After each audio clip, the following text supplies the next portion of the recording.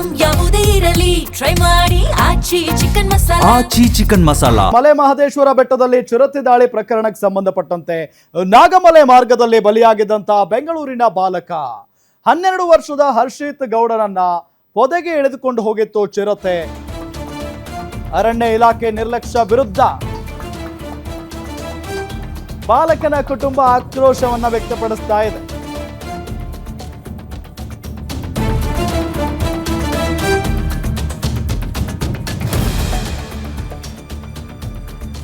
ಈಗ ಬಾಲಕನ ಕುಟುಂಬ ಅರಣ್ಯ ಇಲಾಖೆಯ ನಿರ್ಲಕ್ಷ್ಯದ ವಿರುದ್ಧ ಆಕ್ರೋಶವನ್ನ ವ್ಯಕ್ತಪಡಿಸ್ತಾ ಇದೆ. ಅಲ್ಲಿ ಭಕ್ತರಿಗೆ ಅವಕಾಶ ಇರೋದಿಲ್ಲ. ಅರಣ್ಯದ ಒಳಗಡೆ ಭಕ್ತರನ್ನ ಹೆಂಗೆ ಬಿಡೋದಕ್ಕೆ ಸಾಧ್ಯ?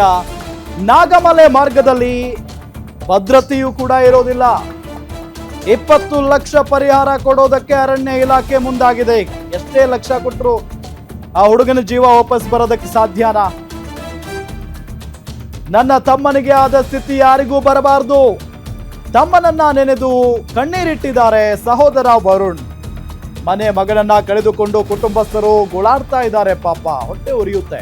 ಎಲ್ಲರೂ ಸೇರಿ ಆರಾಮಾಗಿ ದೇವರ ದರ್ಶನವನ್ನ ಮಾಡ್ಕೊಂಡು ಬರಬೇಕು ಅಂತ ಹೋಗುವಂತ ಸಂದರ್ಭದಲ್ಲಿ ಚಿರತೆ ದಾಳಿ ಆಗುತ್ತೆ. ಆ ಹುಡುಗ ಸಾಯ್ತಾನೆ ಅಂತ ಅಂದ್ರೆ ಅರಗಿಸ್ಕೊಳ್ಳೋದಕ್ಕೆ ಸಾಧ್ಯನೇ ಇಲ್ಲ.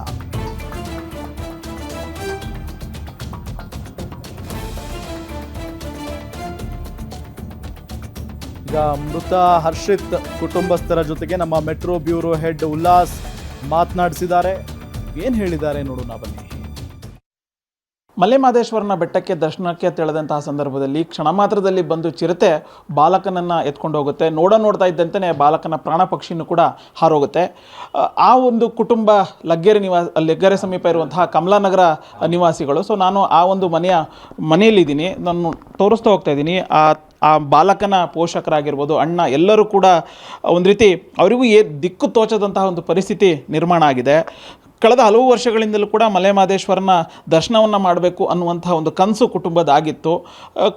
ಹಲವು ದಿನಗಳಿಂದ ಒಂದು ಪ್ಲ್ಯಾನನ್ನು ಮಾಡಿ ವೀಕೆಂಡಲ್ಲಿ ಹೋಗಬೇಕು ಅಂಥೇಳಿ ಕುಟುಂಬ ಆಗಿರ್ಬೋದು ಮತ್ತು ಅವರ ಸ್ನೇಹಿತರು ಎಲ್ಲರೂ ಕೂಡ ಮಹದೇಶ್ವರನ ಬೆಟ್ಟಕ್ಕೆ ತೆರಳಿದರು. ದರ್ಶನವನ್ನು ಮಾಡಿ ವಾಪಸ್ ಬರುವಂಥ ಸಂದರ್ಭದಲ್ಲಿ ಚಿರತೆ ದಾಳಿಯಾಗಿದೆ.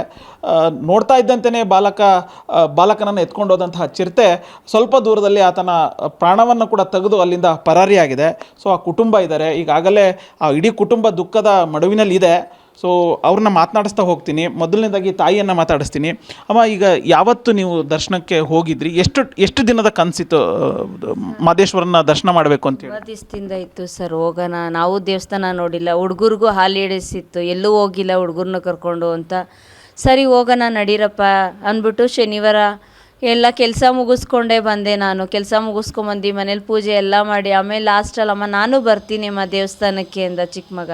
ಸರಿ ಬಾ ಮಗನೇ ಕರ್ಕೊಂಡು ಹೋಗ್ತೀನಿ ಅಂತ ಎಲ್ಲರೂ ಫ್ರೆಂಡ್ಸ್ ಎಲ್ಲ ಸೇರಿ ಕಾಮಾಕ್ಷಿಪಳ್ಳಿ ಬಸ್ ಸ್ಟಾಪ್ಗೆ ಹೋದು. ಅಲ್ಲಿಂದ ಸಾಟ್ಲೈಟ್ಗೆ ಹೋಗಿ ಅಲ್ಲೆಲ್ಲ ಮುಗಿಸ್ಕೊಂಡು ಡೈರೆಕ್ಟ್ ಆಮೇಲೆ ಬಸ್ ಹತ್ತಿದ ಮೇಲೆ ಮಹದೇಶ್ವರನ ಬೆಟ್ಟಕ್ಕೆ ಹೋದು. ಡೈರೆಕ್ಟ್ ಅಲ್ಲಿ ಹೋಗ್ದು. ಎಷ್ಟು ಗಂಟೆಗೆ? 1 ಗಂಟೆ 1:15 ರೀಚ್ ಆದವು. ಅಲ್ಲಿ ಹೋಗಿ ದರ್ಶನ ಎಲ್ಲ ಮಾಡ್ಕೊಂಡ್ಮೇಲೆ ಇವ್ರಿಗೆ ನಾವು ಇದಕ್ಕೆ ಹೋಗ್ಬೇಕಾಯ್ತಲ್ವ, ಅರಣ್ಯ ಇನ್ನೊಂದು ದೇವಸ್ಥಾನ ಐತಲ್ಲ, ಅಲ್ಲಿ ಹೋಗ್ಬೇಕಾಯ್ತು ಅಂದ್ಬಿಟ್ಟು ಅಲ್ಲಿ ಟಿಕೆಟ್ ಬೇಕು ಅಂದರು. ಟಿಕೆಟು ತೊಗೊಂಡು ಚಿರತೆ ಐತೆ ಅಂತಲೇ ಹೇಳಲಿಲ್ಲ ನಮಗೆ. ದರ್ಶನ ಮುಗಿಸ್ಕೊಂಡು ಹೋಗ್ತಿದ್ದೀವಿ. ಅಲ್ಲೇ ಒಂದು ಅಷ್ಟೇ ಸ್ವಲ್ಪ ದೂರ 1 ಕಿಲೋಮೀಟ್ರ್ 1.5 ಕಿಲೋಮೀಟ್ರ್ ಹೋಗಿದ್ದೀವಿ. ಮಗು ಕೈಯಲ್ಲಿ ಹಿಡ್ಕೊಂಡಿರೋ ಮಗು ಹಾರ್ಕೊಂಡು ಹೊಂಟೋಯ್ತು ಸರ್. ಮಹದೇಶ್ಪುರ ಅಂದ ನನ್ನ ಮಗ ಹಾರಿಸ್ಕೊಂಡು ಹೊಂಟೋಯ್ತು ಸರ್. ಇವತ್ತಿನ ದಿನ ಏನೂ ಇಲ್ಲ ಸರ್. ನೀವೇ ಹಿಡ್ಕೊಂಡು ಕರ್ಕೊಂಡು ಹೋಗ್ತಾ ಇದ್ರಮ್ಮ? ನಾನೇ ಕೈ ಹಿಡಿದೆ ಸರ್. ನನ್ನ ಫ್ರೆಂಡ್ಸ್ ಎಲ್ಲ ಮುಂದೆ ಇದ್ದು, ಅವನು ನನ್ನ ಮುಂದೆನೇ ಇದ್ದ ಸರ್. ಅವನು ನನ್ನ ಫ್ರೆಂಡ್ಸು, ಇನ್ನೂ ಒಂದು ಮಗುನೂ ಇತ್ತು ಎಲ್ಲ ಜೊತೆಯಲ್ಲಿ. ನನ್ನ ಹಿಂದೆಗಡೆ ಗಂಡಸ್ರುಗಳು, ನನ್ನ ಫ್ರೆಂಡ್ಸ್ಗಳು, ನಮ್ಮಮ್ಮ ಎಲ್ಲ ಹಿಂದೆ ಮುಂದೆನೇ ಹಿಂಗೆ ಬರ್ತಾಯಿದ್ದು. ಅಲ್ಲಿ ಎಲ್ಲಿತ್ತು ಆ ಕಡೆಯಿಂದ ಬಂದು ಎಡಗೈ ಹಿಡ್ಕೊಂಡಿದ್ದೀನಿ, ಬಲಗಡೆಯಿಂದ ಬಂದು ಹಿಂಗೆ ಹಿಡ್ಕೊಂಡು ಹೊಂಟೋಯ್ತು ಸರ್ ನನ್ನ ಮಗನ. ಆಮೇಲೆ ಲಬೋ ಅವನು ಬಡ್ಕೊಳ್ತಾನೆ, ನಾನು ಬಡ್ಕೊಳ್ತೀನಿ. ಬಂದರು ಎಲ್ಲ ಜನಗಳು, ಗಂಡಸ್ರೆಲ್ಲ ಬಂದು ಕಡ್ಡಿ ಹಿಡ್ಕೊಂಡು ಎಲ್ಲ ಹೋದ್ರು ಹುಡ್ಕೋಕ್ಕೆ. ಆಮೇಲೆ ಇವರು ಫೋನ್ಗಳು ಮಾಡ್ತೀವಿ, ಬರ್ತಾಯಿದ್ದೀವಿ ರೀ ಅಂತಾರೆ. ಮಾಡ್ತಾನೆ ಇದು ಬರ್ತಾಯಿದ್ದೀವಿ 6:30 7 ಗಂಟೆಯಲ್ಲಿ ಆಗಿರೋದಕ್ಕೆ 10 ಗಂಟೆ 10:30 ಬರ್ತಾರೆ ಸರ್. ಅವಾಗ ಬಂದು ಅವಾಗ ಬಂದರು.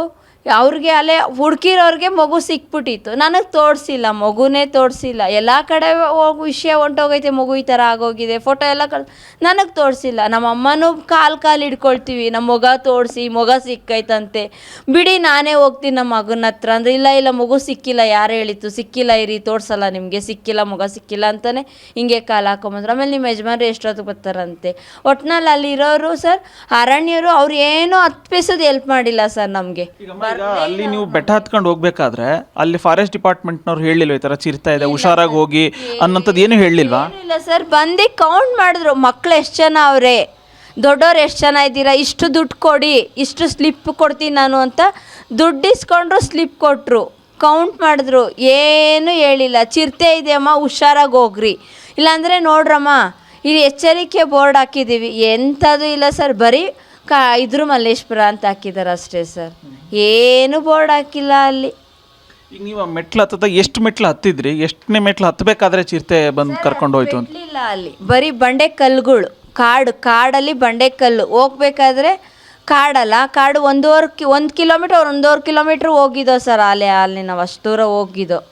ಆವಾಗ ಬಂದು ಹಿಂಗೆ ಮಾಡ್ತೀವಿ ಸರ್ ನನ್ನ ಮಗ. ಇಲ್ಲಿ ಹೋಗಿ ದರ್ಶನ ಎಲ್ಲ ಮುಗಿಸ್ಕೊಂಡಿದ್ದೋ ಸರ್ ನಾವು, ಆಮೇಲೆ ಅಲ್ಲಿ ಹೋಗಿತ್ತು ನಾವು. ಸೊ ಈಗ ಬಾಲಕನ ಅಣ್ಣ ಹರ್ಷಿತ್ ಅಣ್ಣ ನಮ್ಮ ಜೊತೆಗಿದ್ದಾರೆ.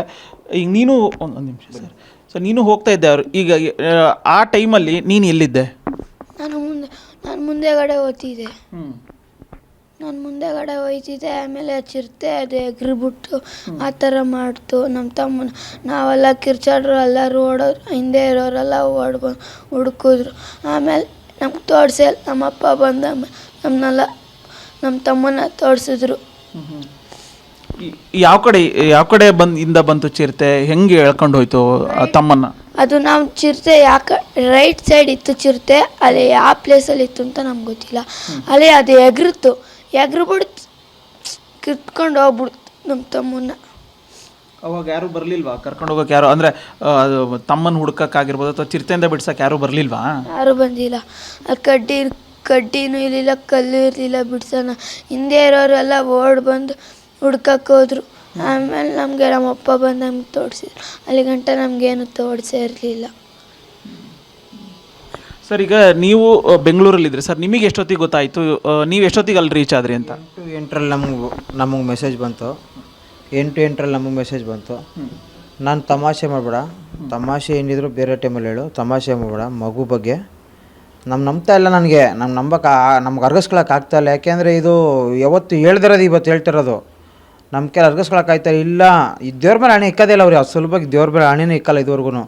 ದೇವ್ರ ಮೇಲೆ ಯಾವಾಗ ಹಣೆ ಇಕ್ಕಿದ್ರೆ ನನಗೆ ಅವಾಗ ನಾನು ಅಲ್ಲೇ ಸುಸ್ತು ಪಡೆದೋಗ್ಬಿಟ್ಟೆ. ನಾವು ಕೆಲಸದ ಮೇಲೆಲ್ಲ ಹೋಗ್ತಾಯಿದ್ದೆ ನಾನು. ಇಮ್ಮಿಡಿಯೇಟು ಅವಾಗಲೇ ಬಂದು ನಾನು ಅವ್ರಿಗೆ ಎಲ್ರಿಗೂ ನಮ್ಮ ಬಾಂಬೆದವ್ರಿಗೆ ಎಲ್ರಿಗೂ ಹೇಳಿ ಕಾರು ಹಂಚೋದಕ್ಕೆ 10 ಗಂಟೆ ಆಯಿತು. ನಾವು ಇಲ್ಲಿಂದ ದೀಪಾ ಕಾಂಪ್ಲೆಕ್ಸ್ಗೆ ಹೋಗಿ ಅಲ್ಲಿಂದ ಕಾರ್ ಹತ್ತೋದಕ್ಕೆ 10 ಗಂಟೆ 10 ಆಗಿತ್ತು. ನಾವು ಅಲ್ಲಿಗೆ ಹೋಗೋದಕ್ಕೆ 2:15 ಟೈಮ್. 2:15 ಹೋಗಿ ಎಂಟ್ರಿ ಕೊಡ್ತಿದ್ದಂಗೆ ಆ ಮಗು ತಂದೆನ ಅಂತ ಕೇಳಿ ಇಮ್ಮಿಡಿಯೇಟ್ ಕರ್ಕೊಂಡೋಗಿ ಇವ್ರನ್ನ ಕರ್ಕೊಂಡೋಗಿ ತೋರಿಸೋರು. ಇವ್ರನ್ನ ಇಬ್ಬರ ಜೊತೆ ಕರ್ಕೊಂಡೋಗಿ.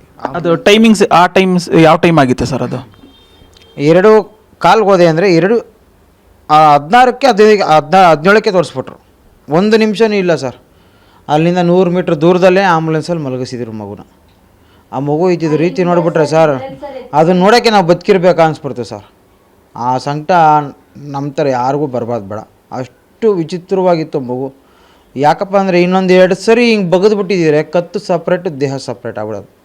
ಆ ಲೆವೆಲ್ಗೆ ಬಿಟ್ಟು ಹೆಂಗಿದೆ ಅಂದರೆ ಅಷ್ಟು ಪ್ರೆಸ್ ಮಾಡಿಬಿಟ್ಟಿದೆ, ಅದು ಹಿಂಡ್ಬಿಟ್ಟಿದೆ, ಕಬ್ಬಿನ ಜಲ್ಲೆ ಇಟ್ಟಂಗೆ ಹಿಂಡ್ಬಿಟ್ಟಿದೆ ಕತ್ತತ್ರ. ನನ್ನ ಮಕ್ಕಳಿಗೆ ಇವತ್ತು ನಾವು ಒಂದೇಟು ಹೊಡಿತೀವಿ, ಏನಕ್ಕೆ ಒಂದು ಬುದ್ಧಿ ಮಾತು ಕಲಿಯೋದಕ್ಕೋಸ್ಕರ ಹೊಡಿತೀವಿ. ಆದರೆ ಆ ಪ್ರಾಣಿ, ಅದು ಮೂಕು ಪ್ರಾಣಿ, ಅದಕ್ಕಿರೋ ಸ್ವಭಾವನೇ ಅದು. ಆದರೆ ಈ ಕಚಡಗಳು ಮಾಡೋ ಕೆಲಸಕ್ಕೆ ಆ ಪ್ರಾಣಿನೂ ಇವತ್ತು ನಮಗೆ ಬೈಬೇಕು. ಇವತ್ತು ಅದೇ ನಮ್ಗೆ ವೈರಿ ಆಯಿತು. ದೇವಸ್ಥಾನಕ್ಕೆ ಹೋಗ್ಬಿಟ್ಟು ದೇವ್ರ ಪದಕ್ಕೆ ನನ್ನ ಮಗ ಹೋಗ್ಬಿಟ್ಟ ಅಂದರೆ ಎಷ್ಟು ಬೇಜಾರಾಗಬೇಕು ಹೇಳಿ. ಇವಾಗ ನಾವು ದೇವ್ರಿಗೆ ಶಾಪ ಹಾಕೋಣ, ಇಲ್ಲ ಉಗಿ ಅಣ್ಣನ ಯಾವ ರೀತಿ ಮಾಡೋಣ ಅಂತ ಗೊತ್ತಾಗ್ತಾಯಿಲ್ಲ.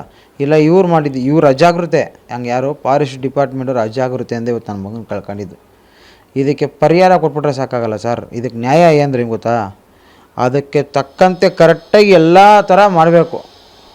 ಸ್ಪೆಸಿಲಿಟಿ ಏನಪ್ಪ ಅಂದರೆ ಅದಕ್ಕೆ ಸುತ್ತೂರ ಪೆನ್ಸಿಲ್ ಇರಬೇಕು. ಪೆನ್ಸಿಲ್ ಹಾಕಿ ಮೆಶ್ ಹಾಕಿ ಅಲ್ಲಿ ಹೋಗೋಕ್ಕೆ ದಾರಿ ಇದ್ದರೆ ಮಾತ್ರ ಬಿಡಬೇಕು.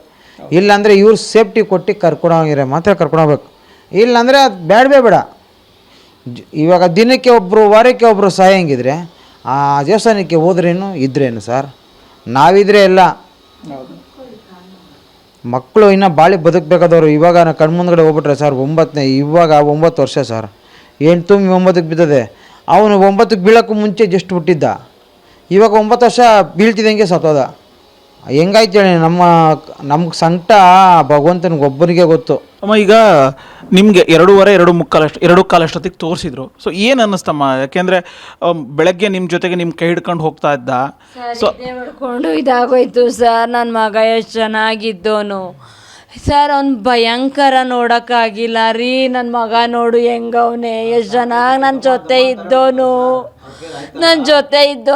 ಇವಾಗ ಹಿಂಗೆ ಮಲ್ಗವನಲ್ಲ. ನಾನು ಏನಂತ ಹೇಳಿ ಅಮ್ಮನಿಗೆ? ನಮ್ಮತ್ತೆ ಹೋಗ್ಬಿಟ್ಟು ಬನ್ರಿ ಅಂದರು. ಇವಾಗ ಜೊತೆಯಲ್ಲಿ ಕರ್ಕೊಂಬಂದು ಇವಾಗ ಈ ಥರ ಕರ್ಕೊಂಡು ಹೋಗ್ಬೇಕು ಅಂದರೆ ಕರ್ಮ ರೀ ನನಗೆ ಅಂದ್ಕೊಂಡು ದುಃಖ ಆಗೋಯ್ತು ಸರ್. ಅದು ಹೇಳೋಕ್ಕೆ ಆಗಲ್ಲ ಸರ್ ನಮ್ಮ ಕೈಲಿ. ನನ್ನ ಮಗ ಇಷ್ಟೊಂದು ಇದಾಯ್ತಾನೆ ಅಂತಲೂ ಗೊತ್ತಿಲ್ಲ ಸರ್ ನಮಗೆ. ತುಂಬ ಕಷ್ಟ ಆಯಿತು ಸರ್ ನಮಗಂತೂ. ಇವತ್ತು ಬಂಗಾರದಂಗೆ ಹುಟ್ಟಿದ್ದ ನನ್ನ ಮಗ. ಸೊ ಇದು ಕುಟುಂಬಸ್ಥರ ಮಾತು. ಕ್ಯಾಮ್ರಾ ಪರ್ಸನ್ ಪೃಥ್ವಿ ಜೊತೆ ಉಲ್ಲಾಸ ಸ್ಕಿರ್ವಾಸೆ, ಗ್ಯಾರಂಟಿ ನ್ಯೂಸ್, ಬೆಂಗಳೂರು.